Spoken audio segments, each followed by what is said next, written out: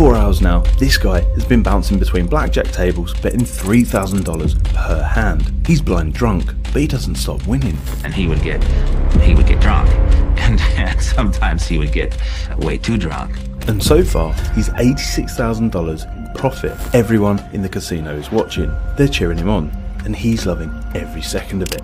The pit boss, however, is not happy. Tell the dealer to shuffle up and send a woman over to distract him. They've got a serious problem on their hands, but they can't backroom an innocent drunk in front of all of these onlookers. He's just won another $3,000. He's playing a dangerous game. If he carries on, the consequences will be fatal. But who is this guy, and how is he winning so much? At just 34 years old, a vice president of the Pacific Stock Exchange is delusioned and fed up. On the surface, he appears to be living the dream. With a lucrative salary of $50,000 a year, he's in the top 1% of American earners. You see, in 1969, it's big money, and the average house price is around $25,000. He's well connected, driven, and intensely intelligent. With an IQ in the 160s, he entered Yale at 16 and followed up with a Harvard MBA. Numbers are his passion. For years, he's been following the rules. Study, get married, have a family, work hard, and pay lots of taxes. Lots and lots of taxes. But beneath the polished exterior, he's actually quite rebellious. He knows he's living a life that's been scripted by others. He's looking for something new, something better. A different path away from the suffocating confines of corporate 9-to-5 life. By chance, he stumbles across a book about blackjack written by a math professor. You can see our video about the professor linked in the description. The book fascinates him, and for a very good reason. You see, it outlines a math-based strategy that allows the player to beat the casino and stack the odds in their favour. At the time, many are sceptical, but to our corporate misfit, it immediately makes sense. It claims that by counting cards that have been played, the player can use math to win. The book is called Beat the Dealer. Could it be the change he's looking for? Potentially, it could give him the life that he really craves. And of course, a massive payday. Between a busy corporate life and a young family, our man, Ken, starts to practice his skills. At first, it's purely an intellectual thing. He likes the numbers game and doesn't intend to play for real money. However, he's deeply unhappy with his model life, and his skills are growing. When a friend invites him to a private poker game where he meets another card counter by the name of Al Francesco, everything changes. The pair hit it off in a big way almost instantly, and when Francesco reveals he plays as part of a team, Ken wants in. And it doesn't stop there. He starts to obsess over card counting. He's fully committed, and while it massively increases his chances of success, it creates drama in his personal life. Ken's wife can barely take it. Following an intense period, he does something out of character. He walks out of their suburban San Francisco home, leaving his entire family behind. He's left them for a new family. A family with 7 members. A family that are crazy about cards. The rules on the team are simple. No showboating, no risk taking, no boozing, and no drugs. The whole purpose of their setup is to take as much money away from the casino without creating fuss or engaging in risky business. There's a lot more going on here than just counting cards, because Ken needs to learn how the casinos operate too. They don't like savvy players, and they'll do anything to stop them. Breaking the team's rules will put everyone at risk. Before Ken can play in the casino for real money, he has to learn how to perform under pressure. Initially, he's not up to scratch, but several of the team members agree. This guy is exactly what they're looking for. He has an impressive mathematical history and an intense intellect that burns bright when talking about beating the casino. Card counting is about understanding which cards are left within a deck. By remembering which cards have already been revealed and assigning a score to them, counters are able to gauge the probability of the next hand. The casino dealer has to hit on any total up to 16. If they exceed 21, they go bust, and counters want that to happen. So if lower cards are left in the deck, it's not ideal for the player. On the flip side, it's good if the remaining cards have higher values, because the dealer is more likely to bust, meaning that they will win. Simply put, if high cards remain, then the player should bet big, and if low cards remain, they should bet smaller. But the only problem is, adjusting stakes a lot and then winning consistently raises suspicion amongst casino staff. And this is where the team's betting strategy comes into play. With the team bringing Ken into the fold, they launch their effort into an intense training schedule. He's getting the fast track to casino success.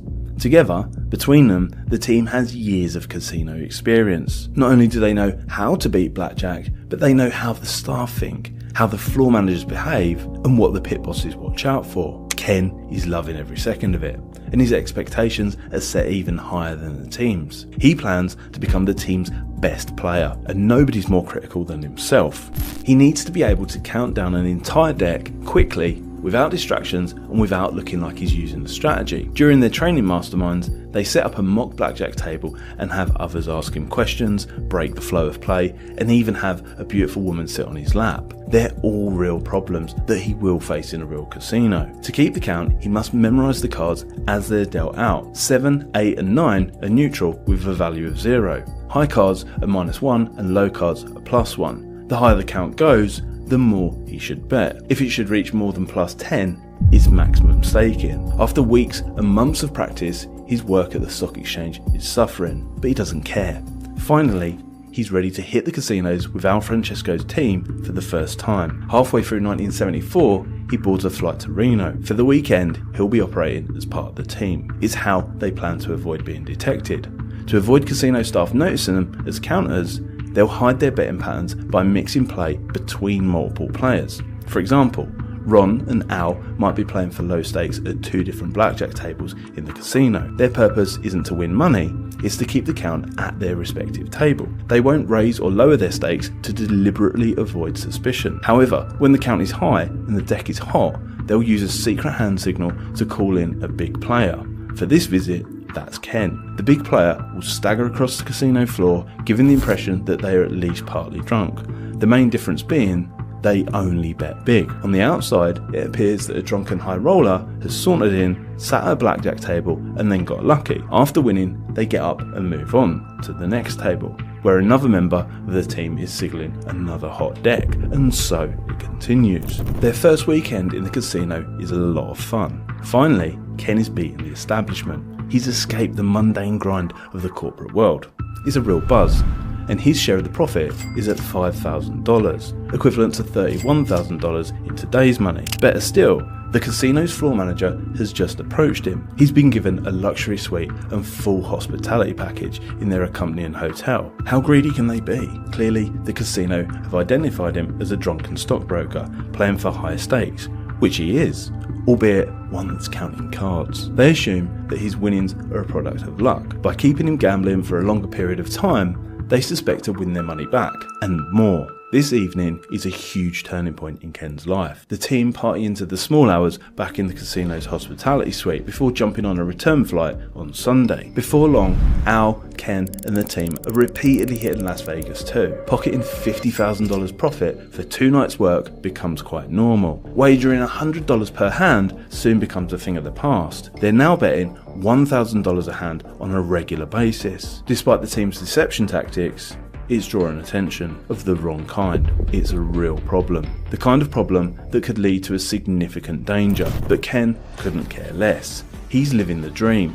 He's becoming a celebrity amongst the regulars. Fine dining, penthouse suites and premium tickets to the biggest shows, as well as young women and stacks of money to go with it. Women no longer look at him as some sort of geek. He's actually pretty cool and quite appealing. To avoid further scrutiny, he claims that he needs to play the part, which means a little showing off, drinking and partying. The casino lap it up, thinking he's a real sucker, and it feels great.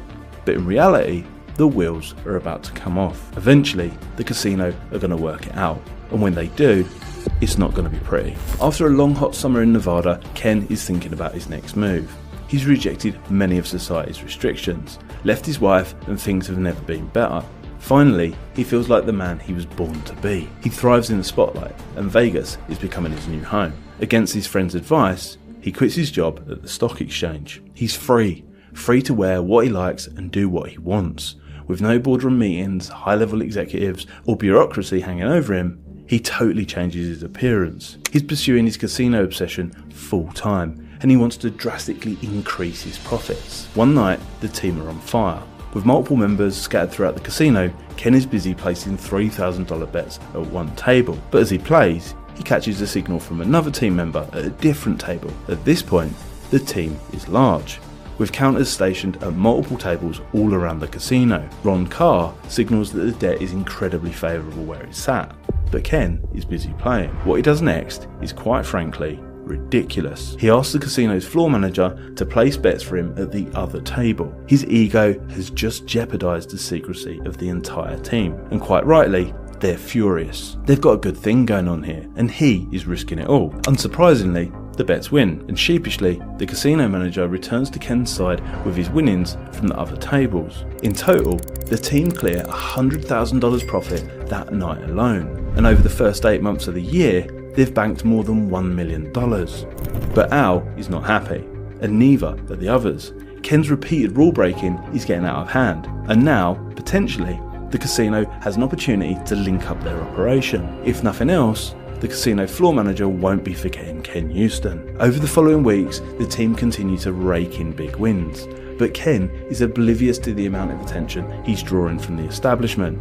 His drinking, initially just part of the act, is becoming more frequent and less controlled. Al's rules about no drink and no drugs have been totally disregarded, and those close to him are concerned. After several months, the casino have started noticing a pattern. The same faces seem to appear on the other tables whenever Ken is playing. From a distance, the casino begins to build a profile for the team, and just a few months after the $100,000 night, the inevitable happens. Ken is confronted by casino staff. He's now facing every card counter's worst fear, the casino backroom.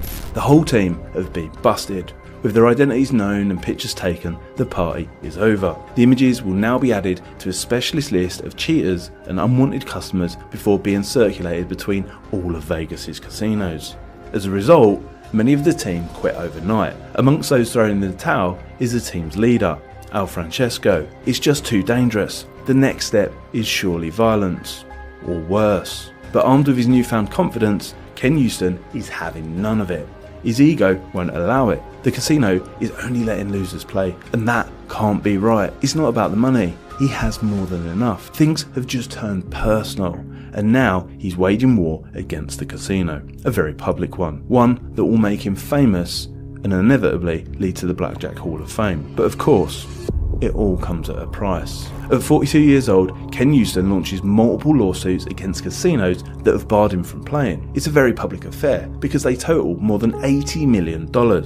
It's a bold move. Newspapers all over the states begin to report on it, and suddenly, he is the big name in blackjack. The casinos, however, aren't happy. This is a terrible look for them. Casinos all over America respond by not letting him play, but he's determined, and he's seen this done before, so he starts his own blackjack team. He already has a bunch of players in mind, and the bankroll to get things started. With Harvard MBA under his belt and years of experience, it doesn't take long for things to take shape. He recruits Daryl Purpose, an ambitious youngster keen to learn, and others follow. To Ken, this is just another numbers puzzle to solve. The biggest issue will be overcoming the early burn rate that is inevitable. A new team with new players is bound to make mistakes and lose a little at first. It doesn't matter though, because in the mid to long term, probability and math are on his side. But there's one problem. The enforcers that run the casino security couldn't care less, and perhaps Ken has underestimated them, or what they might do. Filled with anticipation and nerves, the new team hit the casino floor, and the casino don't catch on. It's just like before, although Ken is frustrated. He feels left out. He's craving some of the attention and limelight himself. In a show of cocky defiance that only Ken could do, he steps out of the shadows one evening. Sitting at the blackjack table next to one of his new spotters, he demands a fresh hand to be dealt, and the dealer refuses, leading to further tension. Within minutes, the pit boss is at the table. Ken's had a drink, and now things are going from bad to worse. Ken hurls a mouthful of abuse and expletives at the pit boss. A very, very bad move. Casino security drag him into the back room, and this time, they're not taking photos. Moments later, Ken is fired out of a back exit into the casino's back alley. He's covered in blood, with a swollen face, broken nose, teeth, and contusions of the spleen, kidney, lungs, and liver. It's so bad that he lays in the fetal position on the floor for nearly an hour. He can't move. His beating has come with a message. You're lucky to be alive. There's plenty of holes in the desert that need filling. It's a chilling warning. For the first time, he's physically felt just how dangerous this game is becoming. But as fate would have it, as one door closes, another opens. And fairly quickly. 6 months after the brutal attack, Ken is back in good health. The broken bones have given him a lot of time to think about it all over an extended period, but he remains defiant. Card counting in Vegas is off limits, although the Jersey Gaming Commission have just passed a judgment on card counting. Finally, somebody recognized, the New Jersey Commission, that counters are not criminals, that skill at blackjack is not a criminal activity. They specifically say that card counters must be allowed to play in casinos. It's legal. The casino's immediate response is to shuffle up so many times that it makes counting impossible. However, several months later, the New Jersey Casino Control Commission pushed through a new rule requiring casinos to play the decks out longer before shuffling. It's a profound change. A change that acts as a massive green light to Ken and all of his friends. Without hesitation, Ken stuffs his belongings into a bag and boards the next flight available. This is a once-in-a-lifetime opportunity, and he knows it probably won't last forever. The popularity of blackjack explodes overnight. People are quite literally sharing the running count at blackjack tables as they play, and the casinos are powerless. Because of previous events, everyone knows who he is.